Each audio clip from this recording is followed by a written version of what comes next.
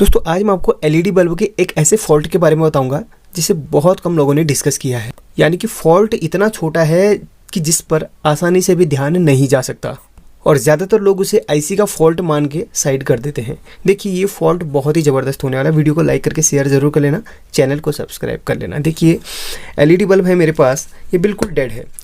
ज़रूरी नहीं कि इसमें यही फॉल्ट होगा, लेकिन वो फॉल्ट आपको मैं बता दूंगा। इसमें ये पूरी तरीके से डेड है। मैंने इसको चेक किया तो यहाँ पर ये फुल्ली डेड अभी दिखा रहा है। आपको मैं सबसे पहले चेक करवा देता हूँ। इसको मैंने 200 की रेंज पे रख लिया है। अब वो कौन सा फॉल्ट है अभी आपको मैं दिखाता हूँ। सबसे पहले इसका आउटपुट चेक करवा। देखिए कुछ भी आउटपुट नहीं मिल रहा है।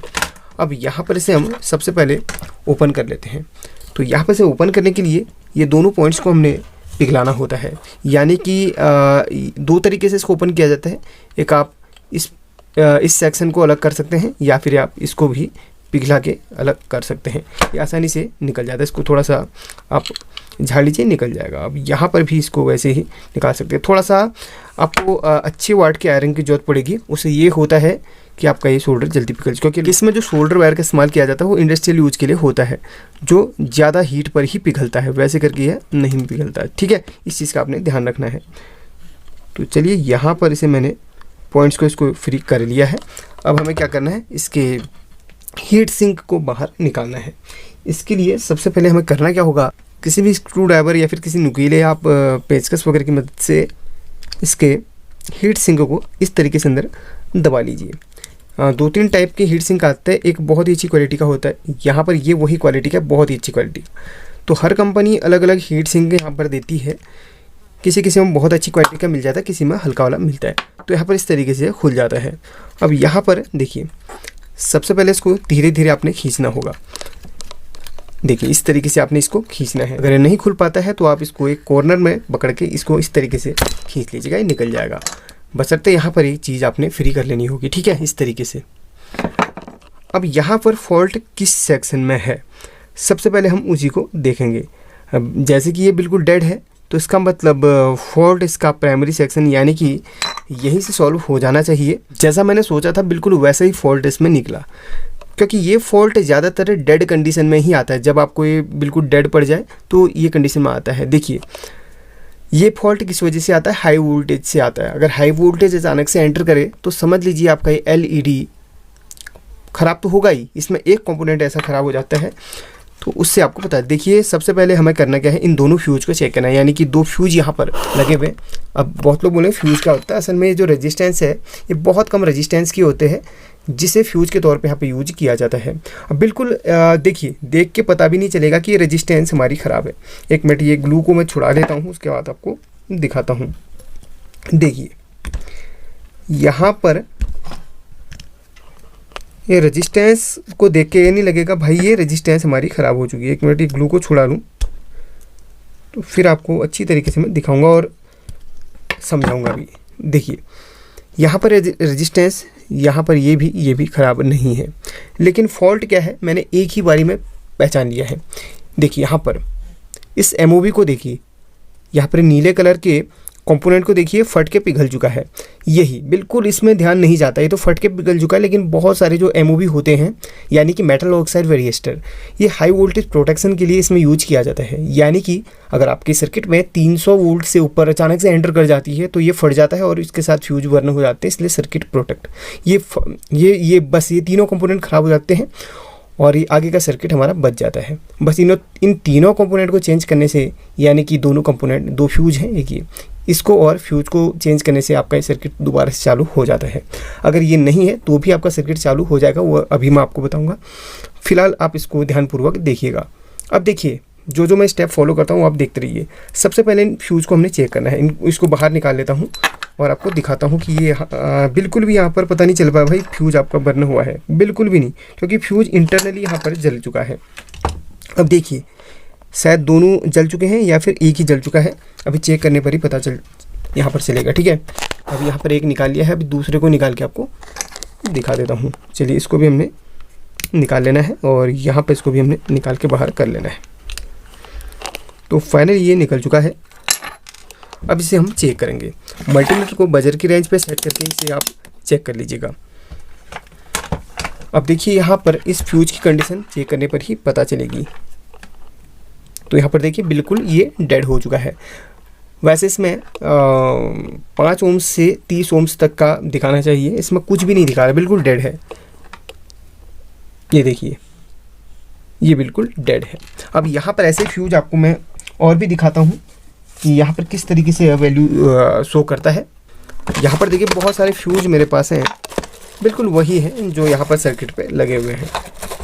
ये 2 हैं और एक एमओवी भी निकाल देता हूँ क्योंकि इसका एमओवी ख़राब हो चुका है, जैसे कि मैंने आपको स्टार्टिंग में वो दिखाया था एमओवी फटा हुआ, ठीक है। तो एक एमओवी यहाँ पर निकाल लिया है।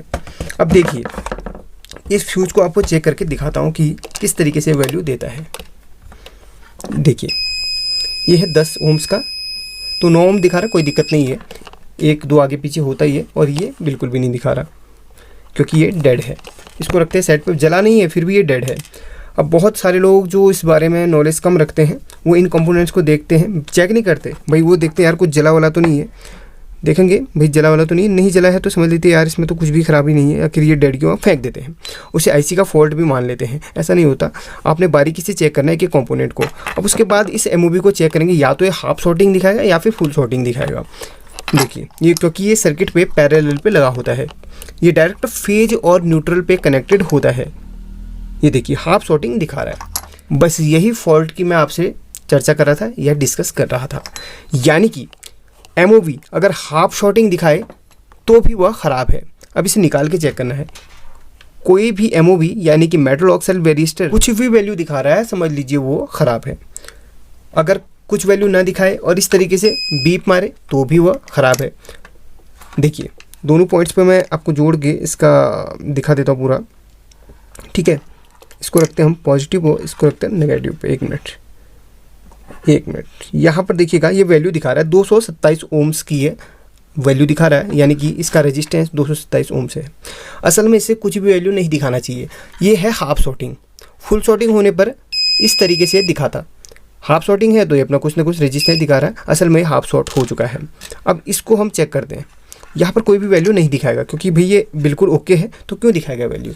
ये कैपेसिटर के ही अंतर्गत आता है, मतलब कैपेसिटर की ही फैमिली का एक मेंबर है, क्योंकि कैपेसिटर पैरेलल पे लगता है और ये भी पैरेलल पे लगता है। कभी कभी इसके जो पॉइंट्स होते हैं यहाँ पर एमओवी लिखा है तो कभी कभी कैपेसिटर भी लिखा हो सकता है, यानी कि सी भी लिखा हो सकता है, इसलिए आप ज़्यादा कन्फ्यूज ना हो। और बहुत सारे लोग सवाल भी पूछते हैं, सर ये एमओवी जो ख़राब हो चुका है इसकी वैल्यू का अगर ना मिले तो क्या करें।